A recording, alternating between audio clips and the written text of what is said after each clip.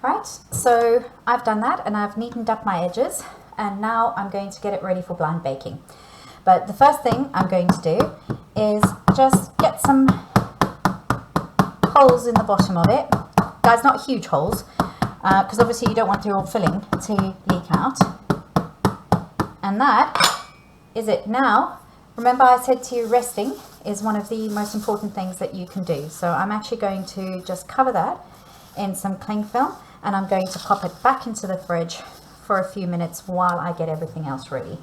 Right, guys, while I'm doing the lid, I'm going to blind bake. This has been in the fridge now and it's nice and cold, so I'm going to get ready to blind bake it. And all I've got is a piece of parchment paper, and it's going to make an old one.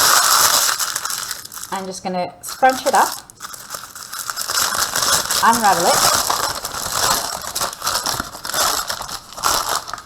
and then that enables us to put that in the bottom.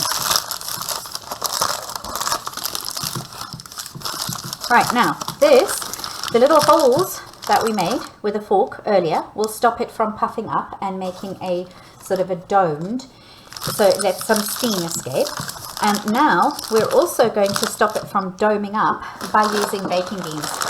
Now, I had to throw my baking beans out recently because they start to get really bad after a while. But you can use any dried beans. I've just bought some. They're very cheap from Tesco's. I wouldn't go out and buy the ceramic ones, guys, because you need a lot of them and they're expensive. They're £5, I think, for a little tub, and you need about 3 tubs for this kind of tin. So I never use that. But guys, you can use anything. You can use coins. I've used coins before. Obviously, you aren't going to have them touching your pastry. You can use rice. You can use any dried ingredient.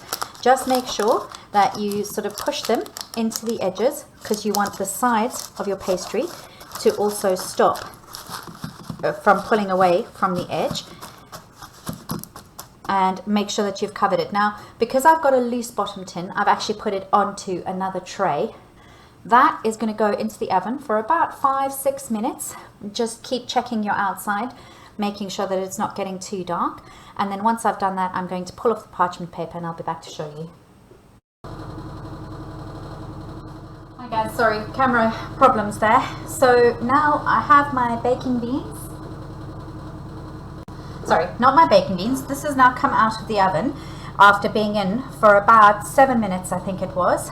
And now I'm very carefully going to lift it. Please do it carefully, because you don't want any of it to lift the pastry at the bottom. And you're going to lift gently. And I've got a bowl next to me, ready, ceramic bowl, heat-proof bowl for the beans so that they can cool down. But now you can see that the sides are almost done, but the bottom needs a little bit more. So it goes back in the oven for about 5 or 6 minutes. Apologies, my oven is very noisy. Right, so that goes back in the oven for 5 or 6 minutes. Alright guys, that's come out of the oven now, and you can see that the pastry bottom has changed colour. Now, if you wanted to make a